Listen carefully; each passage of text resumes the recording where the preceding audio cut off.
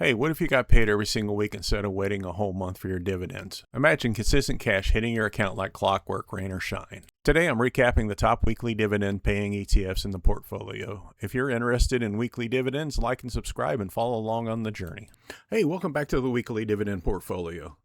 Start off with here, we've got an overview of the NASDAQ and the Dow over the last 3 months so you can have a good view of what we've been following. So as you can see, the pink line is the NASDAQ, and it's had a good run up, and then it had this last week we had a huge drop, and a lot of that was on Friday. The Dow was gone up slower, and it also had a little drop on the end on Friday. So let's see how that affects our dividends. All right, we're going to go as an overview. RexShares. We had the drop off at the end of the week, and I'm sure that's going to be a reoccurring theme across all of these. And Roundhill, we had a better upside, but look how fast that dropped over the last week. YieldMax Group 1, same thing at the end. Group 2, it's been more steady, but slight dip at the end there. Defiance, drop at the end.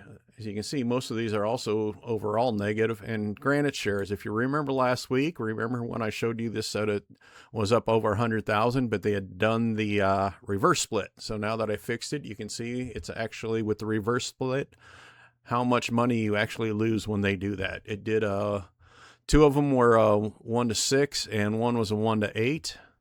8 to 1, sorry. I think you say it backwards on the reverse. But as you can see, this one has just been slowly dying across the whole time we've been watching it. This is year to date, which is 6 months. So we started back here in March. All right, that's the overview. Let's see if there's been any positive news inside the portfolio. And CWYI, which was good last week, and LIII. LLII was good last week also. Hui was doing good for a little bit, has fallen off, and the rest of these have been slowly declining.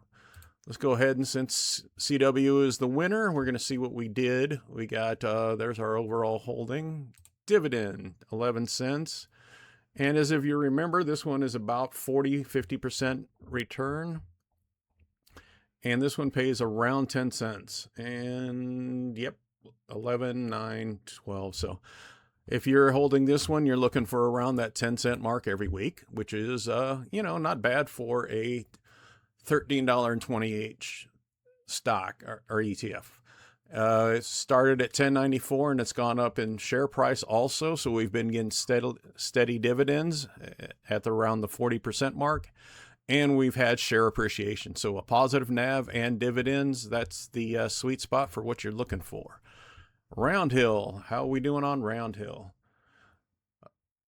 ARMW, this one, 22,000. Was that the big one from last week? Yep, paid $1.60 again. Look at that. The reason it says 200 here and 100 here is because the share price has gone up so fast. See that spike? And the dividends, it paid $1.60. Then it paid 61, 60, 43. So this $1.60 is an anomaly, but they made a lot of money when the share price skyrocketed. So we'll have to see how this little drop off for next week affects it for the long term. And this one, let's see, 20%, but look at that positive NAV, 39.41 to 52.69. So a lot of these have been almost strictly on share price. Let's look at this one, NVDW. You can see it's only had a small increase in share price, but it's paying a 62% yield. That's a 22 cents. So let's see how that one's done over time. And pretty good. It's started in the 40s and it's been trailing off a little bit down into the low 20s. So we'll have to see if the spike from last week could get a little catch-up dividend, because 20 cents is kind of starting to sound a little low. But 40% dividend is a 40% or 40% return is still pretty good. YieldMax Group 1. This is the Ultras and Chippy. Remember, that was up in share price, and it's still up in share price. Let's take a look at it. Yep, there's your outlook. If you hold this for 20 years, it tells you you're going to make $4,400,000. Oh God, if that were so true. See here, because its share price, you can see it got up to high as 81.84, and then it's dropped off a little bit. Like, wow, actually that's quite a bit. $5 in just on Friday. So that's some of these. I think I talked about that last week where it's spazzing out. But I talked about that last week where those that had the great increase in share price, if they could also, all right, hang on, I'm gonna have to pause.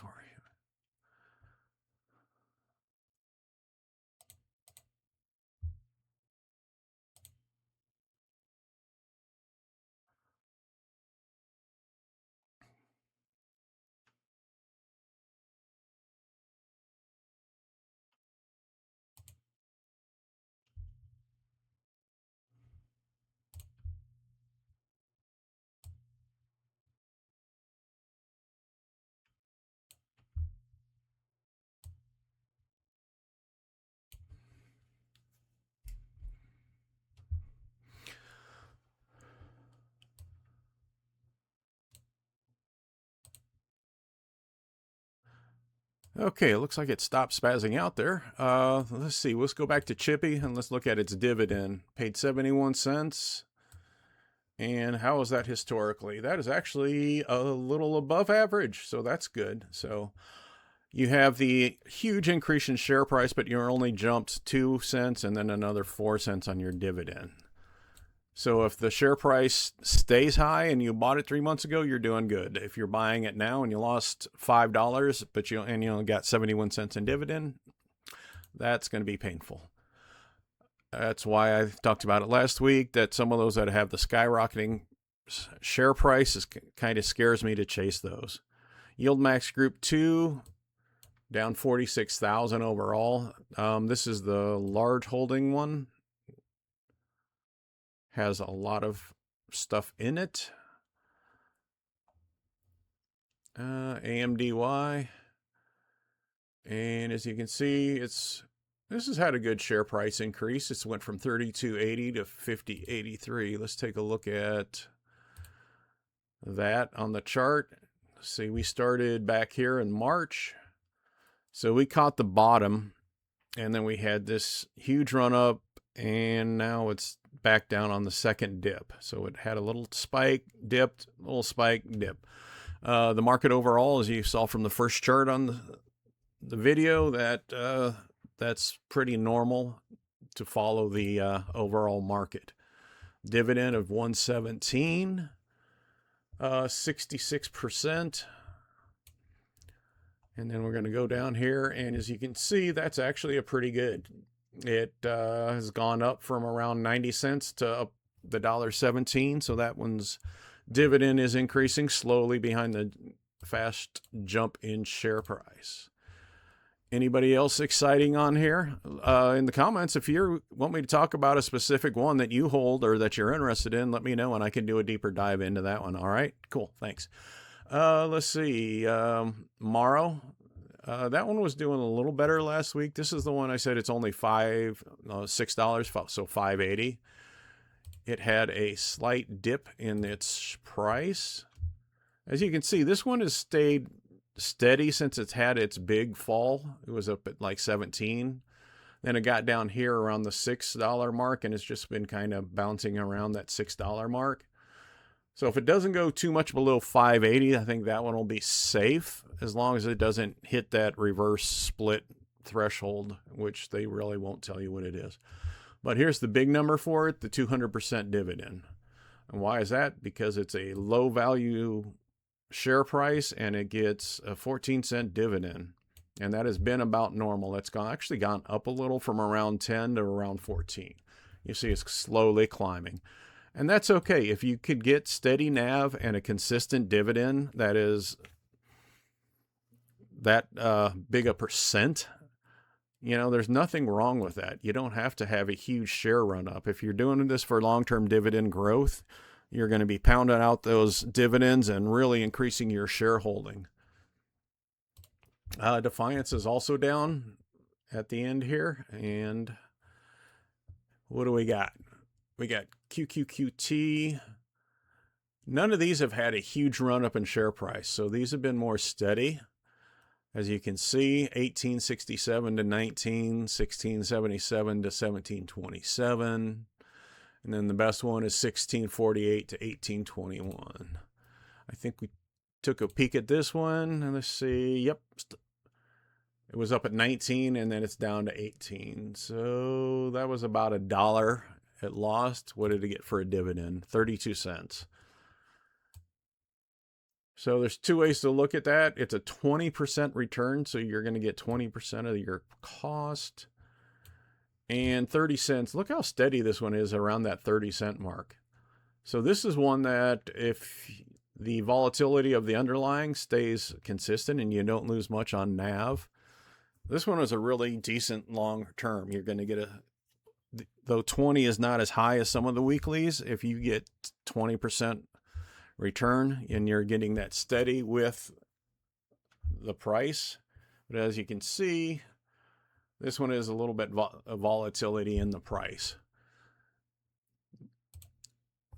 I think we looked at this one before. It's down to 817. Yeah, if it's high so it's down almost $1 also. Paid that 8 cents. A lot of these are in that range, even though that is 57 on the percent on the return. You can see it's really doesn't jump its price because you got +4, -2 are about your big jumps. So this is another one that's just kind of steady. If you can handle the fluctuations in the underlying price and just you're holding for those dividends over the long term, that would be okay. Granite shares. Okay, this is the one that did the reverse. So let's go to the bottom and I'll show you these three that reverse. As you can see, it didn't show them as a negative because unfortunately this dividend tracker doesn't track the actual split, so I had to manually adjust it by just doing the share price. So I couldn't show you, but I think the worst one was like a $30,000 drop off what it showed. But all of these are in the negative. I think this one was one of them. As you can see, even though I adjusted it, I readjusted it to 1584 was the average cost when I started it again, or when I did the calculations for the split, and it's already dropped. MTYY has dropped. These have all dropped.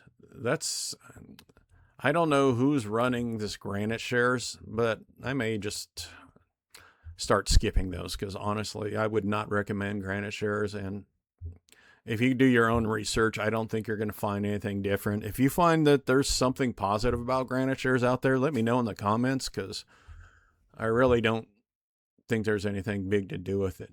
But that's a quick recap of the weeklies. I think we're doing okay though overall, even though, like I said, because it's hard to look at this aggregate portfolio overall because the market's on such a downturn the last week. Because if I would have done this on like Monday or Tuesday, this number would have been much better. So got to remember, these short-term fluctuations are not what we're here for. This is long-term investing. And I hope you do your own research. If you got any comments, leave them down below. I want to thank you for joining me today, and I'll see you in the next video. Thank you for staying to the end. If you haven't yet, please give me a like and subscribe. It means the world to me and helps me make more videos. Thank you so much. Goodbye.